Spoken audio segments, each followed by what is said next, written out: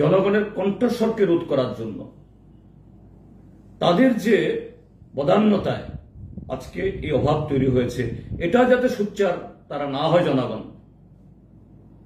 সন্ত্রাসের পথ নিচ্ছে। আজকের দিন দুপুরে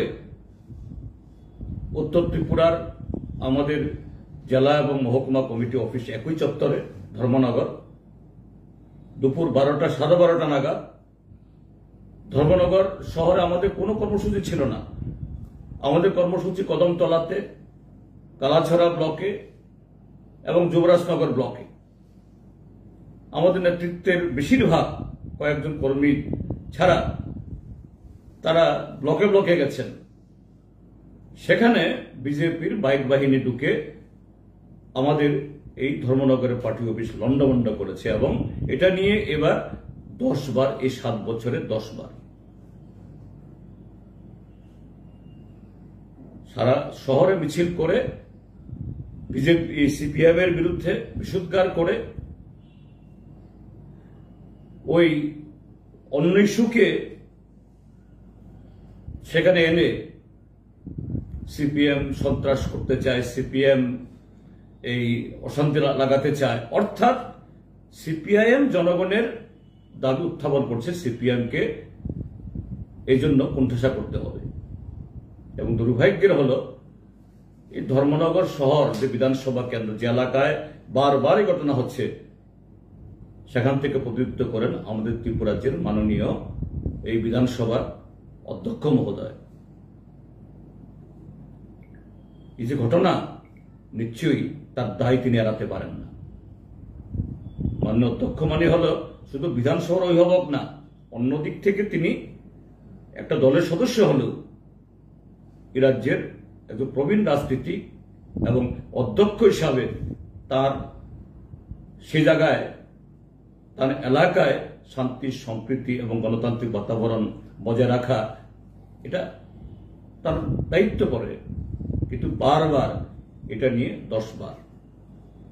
দ্বিতীয় ঘটনা হয়েছে এই আগরতলা শহরে, এই সদর মহকুমাতে ডুকলি ব্লক, জাতীয় সড়কের উপরে আমাদের ডুকলি ব্লকেও আমাদের গণধর্ণা ছিল। গণধর্ণার সময়তে আমাদের এই ধর্ণা থেকে প্রতিনিধি যখন ব্লকে গিয়ে বিডিও চেম্বারে গিয়ে ডেপুটেশন দিতে যান, তখনই জবরদস্তি করে বিজেপির কিছু লোক ঢুকে যাচ্ছিল বিডিও চেম্বারের মধ্যেই, যাতে সেখানে এরকম একটা অপ্রীতিকর ঘটনা করতে পারে। যাই হোক, বিডিও মহোদয় তাৎক্ষণিকভাবে তিনি পদক্ষেপ গ্রহণ করে, সেখানে হয়নি।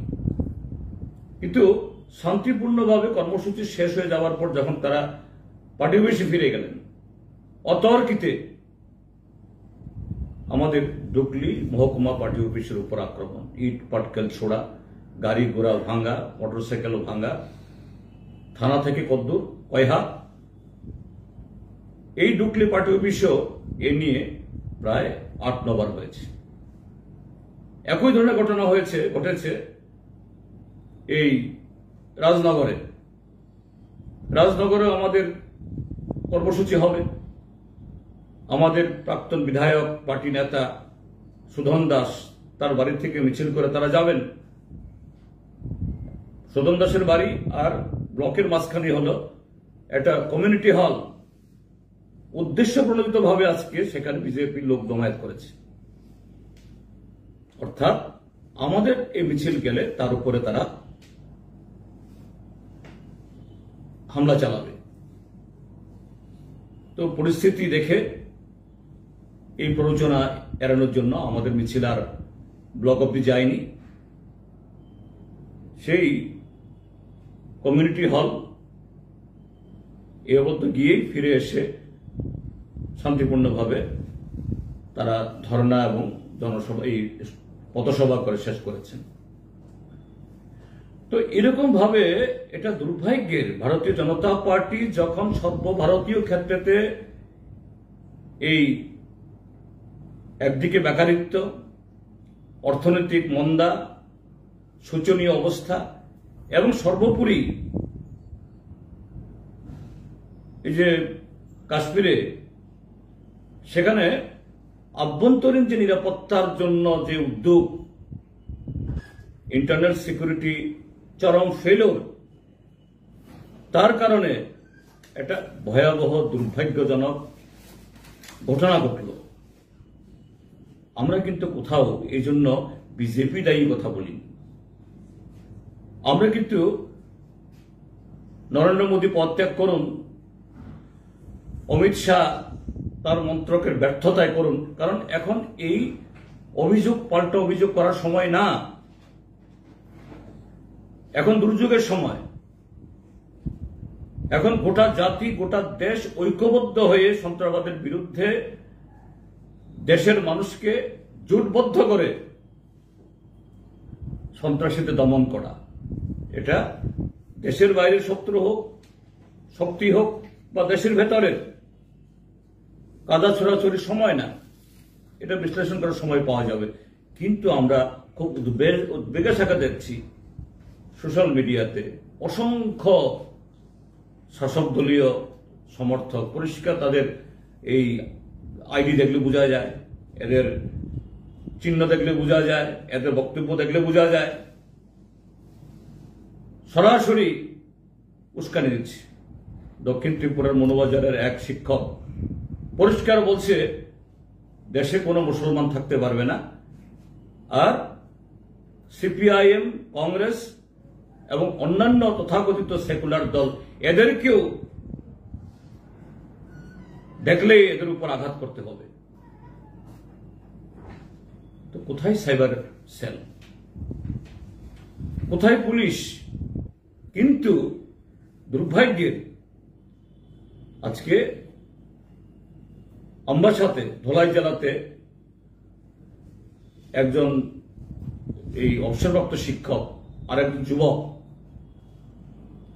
তাদের রাজনৈতিক পরিচিতি আমি জানি না, পরিচিতি জানা দরকার, সেখানে নেই। তারা এই যে পহেলগাঁওয়ের ঘটনায় একটা রিয়াকশন দিয়েছেন এই সমস্ত দেখে, যে না, এখানে যারা পহেলগাঁওয়ে যারা ঘটনা ঘটেছে তারা সন্ত্রাসী, তারা দেশের শত্রু, এরা জাতির শত্রু, তাদের বিরুদ্ধে সমস্ত শান্তিপূর্ণ মানুষ ঐক্যবদ্ধ হন এবং কঠোরতম ব্যবস্থা গ্রহণ করা হোক।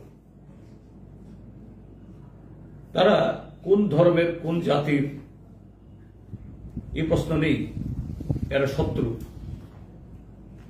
এবং সেখানে কোন ধর্ম তাদেরকে এভাবে পরিচিত করেনি, এরা ধর্মের কলঙ্ক।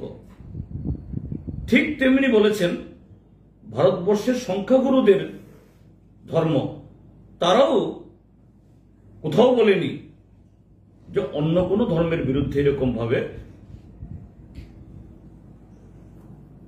হিংসা ছড়াতে হবে, এটুকুই। এটা তো কোনো অপরাধ না, তারা তো শান্তির পক্ষে বলেছেন, যুক্তি দিয়ে বলেছেন।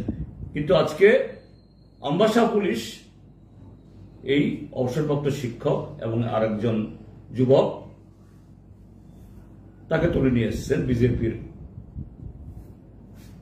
লোকদের, তারা নাকি ধর্ণা করেছে, মিছিল করেছে। তারা যদি এই অপরাধ করে, যদি অপরাধী হয়ে থাকে, ঠিক আছে, তাহলে সোশ্যাল মিডিয়াতে যে অসংখ্য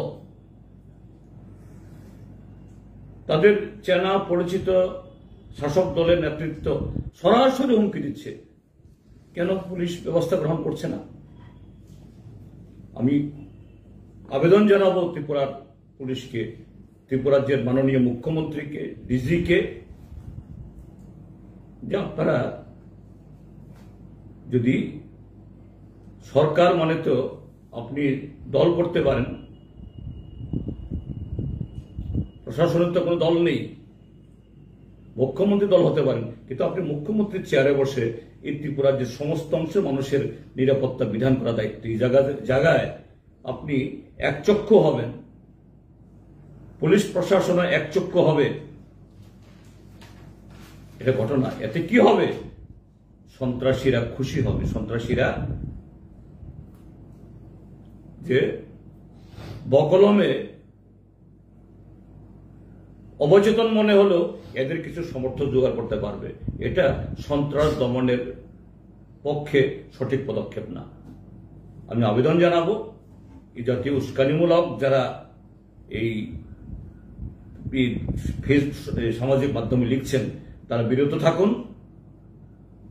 এই মুহূর্তে দেশবাসীর এইসব ক্ষেত্রে ঐক্যবদ্ধ হওয়া চাই। আর ত্রিপুরাজ্যের মধ্যেও এই যে নতুন করে হামলা শুরু হয়েছে,